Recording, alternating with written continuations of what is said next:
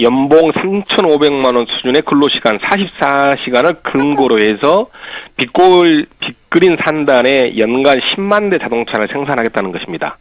그러니까 이걸로 인해서 청년들을 직접 고용을 1,000명 정도 하고 간접 고용을 11,000명 정도 해서 12,000명 정도의 고용 효과를 누리겠다는 것이고요. 예. 이렇게 하기 위해서 7천억 정도의 자본을 만들어서 특수 목적범위 있는 하에 진행하겠다고 하는 것이 광주형 일자리의 핵심입니다.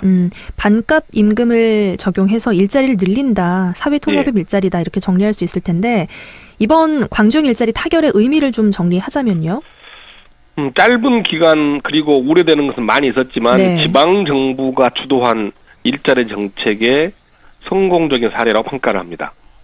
그런데 이제 그간에는 다른 지역이나 다른 사례는 이것이 몇십 년에 걸쳐서 사회적 합의를 또 이루었던 것인데요.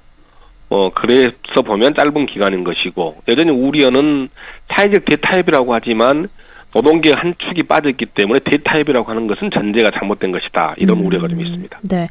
그 광주형 일자리가 독일의 폭스바겐 아우토 5천을 벤치마킹한 것이다. 이렇게 알려져 있잖아요. 예.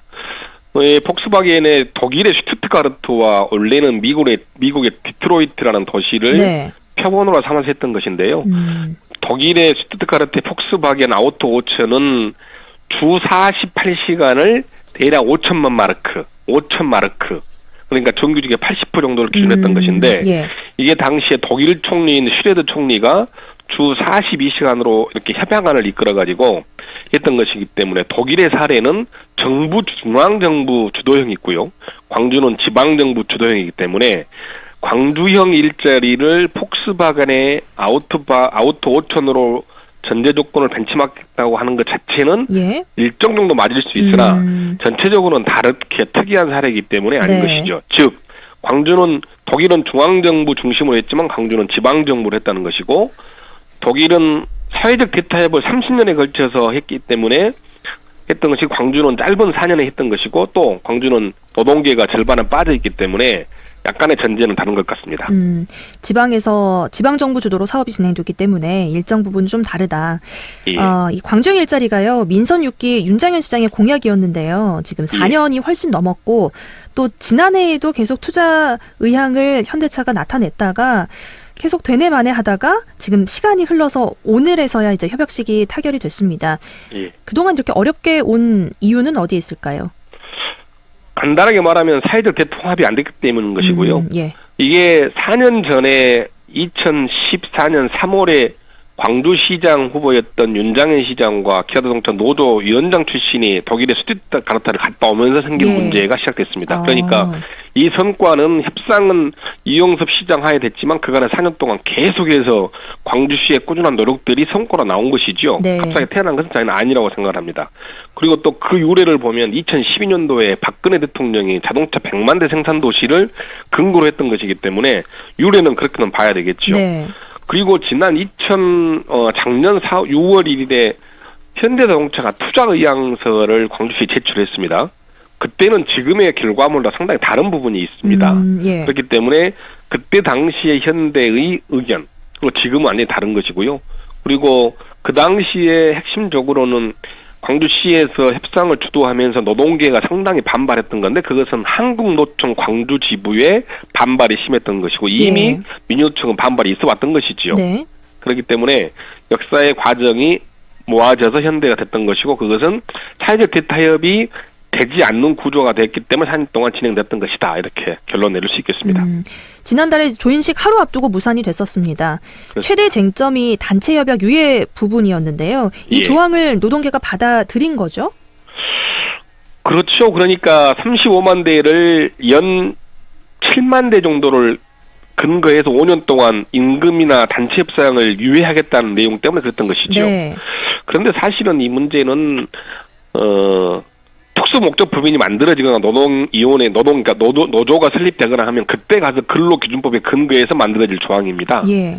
그런데 별 문제는 없었던 것인데 이것이 사회적 합의가 돼버리면 그걸 동의하고 암묵적 동의하에 아무것도 할 수 없는 것처럼 존재가 되니까 문제가 됐던 것이고요. 네. 이번에 노동계에서 약간 동의했던 것은 단서 조항으로, 그러니까 그 근본 조항은 있고요. 네. 35만 대를 5년 동안 매년 7만 원 정도를 한다라고 하는 건 전제 조항은 있지만 단서 조항으로 경영 정상화나 차익금 완납 등 특별한 사정이 있는 경우에는 노사정 협의를 통해서 그 시기를 앞당길 수 있다라고 하는 것을 명시했다는 것이지요. 그런데 이것조차도 네. 사실은 뭐 나중에 법인이 생기고 네. 노동조합이 생기면 근로기준법이 근거해야 되기 때문에 예. 거기에 하면 되지 않겠습니까? 그런데 이 단서 조항으로 인해서 특별히 크게 상황이 달라지는 건가요? 그것은 그러니까 사회적 합의에 대한 고민이 아니겠습니까? 네. 이것을 7년 동안 연 7만 대를 하면서 5년 동안 단체 협상이 없다 이렇게 하는 것은 시민과의 약속인 거잖아요. 네. 이것이 법 우선이 돼버릴 수도 있는 것이지 않습니까? 사실은 법에 근거는 없는 것이지만 법으로 이렇게 단죄한다고 강제한다고 해서 근거가 있는 건 아니거든요. 네. 이거 아니어도 얼마든지 가능할 수 있거든요. 그런데 초창기 성립할 때 출발할 때 이렇게 사회적 합의를 해버리면 이것이 마치 법으로 우선되는 것처럼 강압적으로 동기부여가 될 수 있기 때문에 이게 상당히 중요한 의미를 가질 수도 있죠. 또 양대 노총인 한국노총과 민주노총이 상반된 입장을 내놨잖아요. 그 예. 원인은 어디에 있다고 보세요? 민주노총은 근본적으로 이 광주형 일자리가 저임금 장시간 노동의 빌미가 될 것이고 자동차 산업이 쇠퇴하는 과정에서 이것은 고저 불가한 일이다.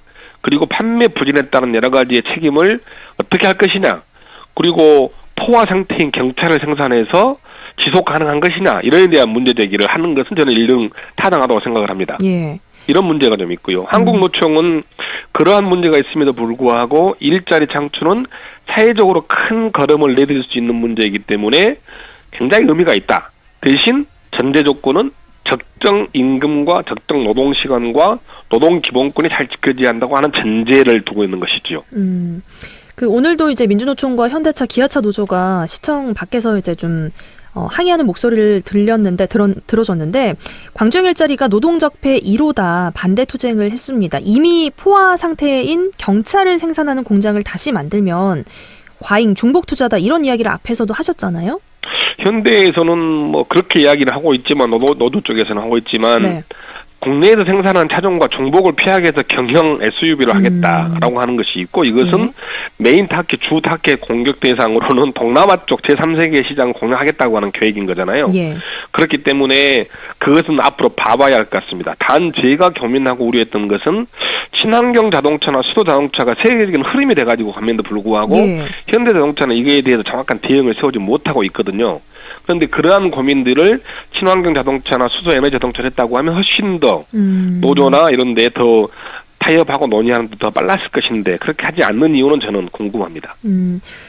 앞으로 완성차 합장 공장 설립은 구체적으로 어떻게 추진이 되는 거죠? 먼저 합작법인을 설립하겠지요. 예. 특수목적법인 SPC라는 특수목적법인을 설립하고 7천억 원 정도의 자본을 만들겠지요. 그 광주시가 590억, 현대가 530억, 투자자를 160억, 1,600억, 그리고 돈을 4,200억 빌리는 겁니다. 이렇게 7,200억을 만드는 것이고요. 그런 과정에 여러 가지 오늘 논의 못했던, 오늘 결정되지 않았던 논의가 좀 되겠죠. 예를 들자면 이번에는 적정 임금과 적정 근로시간 이야기가 많이 되고 있지만 노사 책임 경영 문제나 원하청 문제에는 전혀 논의가 안 되고 있는 건 아닌가. 아니면 되고 있는데 시민들에게 밝히지 않은 것인가는 저는 잘 모르겠습니다. 그런데 네 가지 전제 조건 중에서 두 가지, 그러니까 적정 임금과 적정 노동시간은 논의가 많이 된 걸로 알고 있지만 노사 책임 경영과 원하청 문제, 특히 심각한 원하청 문제에 대해서는 논의가 저는 됐다고 보는데 밝혀지지 않아서 뭐라고 말할 수는 없습니다. 그렇지만 이 네 가지 정도가 그 과정에 계속 한 2, 3년 동안 설립되는 과정에 논의가 활발히 되겠죠. 이 광주형 일자리가 일반 기업 투자와는 다르게 광주시가 최대 주주로 참여를 하게 되잖아요. 그 부담하는 금액도 상당한데 지방자치단체의 책임성 논란 늘 걱정되는 부분 아닙니까? 그렇습니다. 예, 앞으로 좀 부담이 되지 않을까 싶은데 안전장치가 필요하지 않을까요? 지금 어떤 누구다는 전문가도 안전장치가 뭐다고 이야기하는 사람은 저는 없을 거라고 생각을 합니다. 왜냐하면 안전장치를 현재는 만들 수가 없습니다. 이 투자금 확보에 대한 어려움이 일단 있을 것이고요. 이것이 만약에 차가 팔리지 않으면 돈 먹는 하마로 전락해서 광주시가 계속 재정 보존을 해줘야 할 상황이 되고 심지어는 광주시에 있는 공무원들이 차 살려고 한두 대씩 살살하는 구조가 생길 수밖에 없는 구조인데 책임질 수 있는 SPC 그러니까 특수목적법인은 책임을 거기만 지는 것이고 광주시는 시장이 임기가 한계가 있어서 되는 것이지만 현대는 계속해서 어떻게 될까요? 적자가 계속된다면 이러이러한 문제가 있는데 지금 아주 형식적으로 당위성의 논란만 가지고 이야기를 한다면 이런 말밖에 할 수 없을 겁니다. 즉 민주노총이 결합된 사회 대타협이 잘 될 수 있도록 만드는 것이고, 시민들이 이 문제를 잘 해결하기 위해 시민 대타협을 만들어서 연대 책임을 공고히 하는 것이 현재의 안전장치가 아닐까라고 하는 말밖에 할 수 없는 구조가 저는 안타깝습니다. 알겠습니다. 그 홍남기 부총리가 다음 달 광주형 일자리의 일반 모델 만들겠다라고 밝혔는데 제2, 제3의 광주형 일자리에 대한 전망은 어떻게 예상하세요? 저는 먼저 광주형 일자리 하면 3,800만 원의 일자리로 고착화되는 일자리가 되는 것이 저는 굉장히 우려스럽습니다. 사실은 노인 일자리, 장애인 일자리들이 10만 원, 20만 원도 중요하고 사회적 경제 파트 영역이 연결되어서 다양한 고민이 돼야 되는데 광주 일자리 하면 3,800만 원 이렇게 딱 고착화되어서 여러 가지 우려가 좀 있을 거라고 보는데요.